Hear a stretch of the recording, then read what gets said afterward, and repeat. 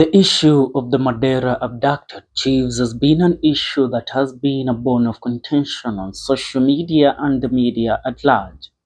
Yesterday, the other day, the President of the Republic of Kenya, President William Ruto, swore to the people of Mandera that he will make sure that the 5 abducted chiefs will be returned home. And a lot of Kenyans had questions to ask on how will the president make sure that the abducted chiefs comes back home, yet they were abducted by the AS group from Somalia. And as of right now, some news reaching us is that it has been established that the whereabouts of the said chiefs has now been known by the Kenyan military, and they are now doing what's necessary to bring them home. But a lot of people still don't believe in the narrative that the police are or the government is selling to the people of the Republic of Kenya. After 5 chiefs, namely Mohammed Adawa, Mohammed Hassan Kalmia, Abdi Hassan Suro, Mohammed Nur Hache, and Assistant Chief Ibrahim Gabo, were abducted by suspected AS militants. Fresh details have just emerged about their whereabouts and what the government is doing to make sure that they are released. According to the source, it has been confirmed that the said chiefs are held at one of AS cells in Jilib, Somalia, and Kenyans have sent some of the community leaders to hold talks with the AS leaders in Somalia. Further, it has been confirmed that the said negotiation is bearing fruit and soon the said chiefs will be released. This just came in after the said chiefs were abducted in one area at El Wak, creating fear in the region. Police officers from the region are conducting investigations to arrest some of the suspects who are believed to be still hiding in the country. This just came in after President William Ruto had confirmed that the said chiefs must return home. Now, let's be people who think, behold what we are told or what we see being sold to us by the government of the day. When we look at the government of President William Ruto, and the promises that he has made to bring back the chiefs home. The question that a lot of us ask ourselves, is this the first time that the Al-Shabaab have kidnapped any Kenyan military or any Kenyan government official? Is it the first time? No, this is not the first time. But why is the president so determined in bringing these people home?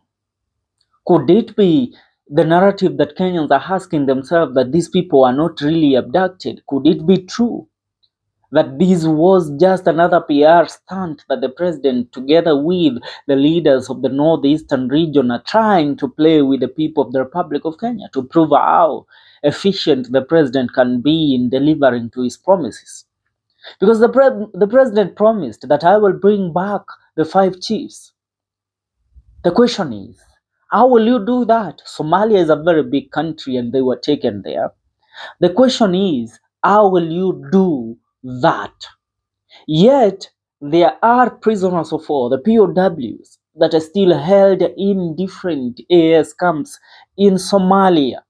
And even the AS militants have been sharing videos showing that they are still holding captive. They are holding in captivity some of Kenyan military personnel, including the KDF forces, who were captured by the AS militants while they were trying to bring peace in the region. You are telling us that the president wouldn't have negotiated on the release of the KDF officers that have been, like, there is one video that threaded the whole of last year, a video of one certain KDF officer who was taken into custody by the AS militants. For the last 9 years, he has been in their captivity. And the video was made of the said man begging the Kenyan government to rescue him, to even crack a deal with the AS militants so that they can release the said Kenya Defense Forces officer. So the question is, how are you going to make these people release the chiefs? And if you're going to crack a deal with them, should we be able to say now that our country has started negotiating with the terrorist group? Should we say that? Because if they are going to negotiate so that the said 5 chiefs can be brought back home, how are we sure that these people won't continue abducting people in the country and then asking or making demands to the president and the government so that they can release the said abductees? Some things we don't have to go into them so lightly, because a lot of people, once that stunt is pulled and the 5 chiefs comes back home, a lot of people will start singing praises. The government bloggers will post, they will sing praises to President William Ruto. Every corner of this country, it will be about how the operation was successful of saving the 5 chiefs from the hands of the AS militants. Are we together? So the question is, how will they achieve the goal? Will they give money to the AS militants? Will they exchange prisoners? Because there are those militants that have been captured in Kenya trying to carry out attacks in our country. So could it be that the AS captured these 5 chiefs so that they will have a deal with the Kenyan forces so that they can have a prisoner swap? That is a question that we all should be asking. We don't go into situations so blindly. And could it be that this was a deal that was cracked from the word go by the government of the Republic of Kenya with the said 5 chiefs, so that and tell me, how were they kidnapped? Were they kidnapped while in their different vicinities where they are chiefs, or were they kidnapped in one place? They were kidnapped in one place, where we are being told they were kidnapped at Elwak. So the question is, what were they, all of them, doing at one place at Elwak? This is a mystery that needs to be cracked, and the government holds answers to the people of the Republic of Kenya, and more so to the people of Mandera. Because it can't happen so oftenly that such things happen, and what you can tell us is tutawaleta nyumbani.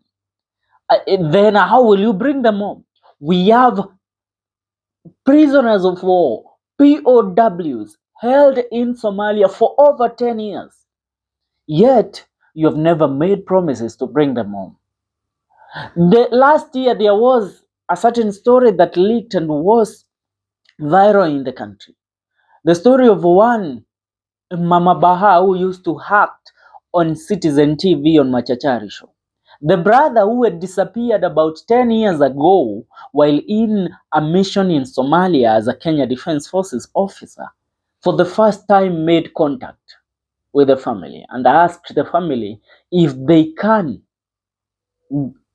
even involve the government in saving him. Until today, that young man has never been brought home. The video of an officer, Mohammed, who is of the Somali native but a Kenyan Defense Forces officer from Mandera, was captured in a mission in Somalia by the AS militants 8 years ago. Went viral in the beginning of the year. But did the government do what's necessary to bring that man home? No, they didn't.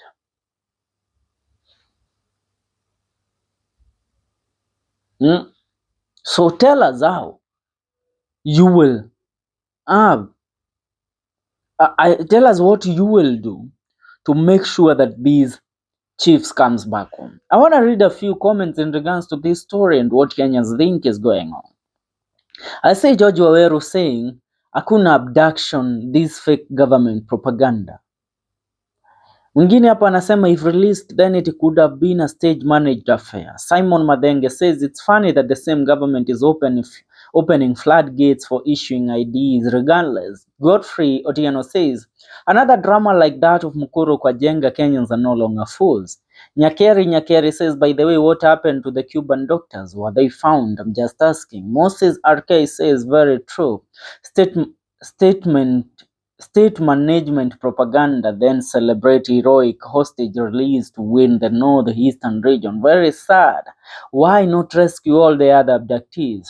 Tongi update says KDF wako wapi? Lewis Modhomi says, how comes the two people were killed last week by AS and it was never reported? Wilfred Momanyi Ongiri says, I mean government sending community leaders to negotiate with AS leaders for the release of the so-called 5 abducted chiefs. Surely is this not government stage managed theories? Anyway, our government is trying to show us that they are committed to end these havoc menaces of abduction and extrajudicial killings.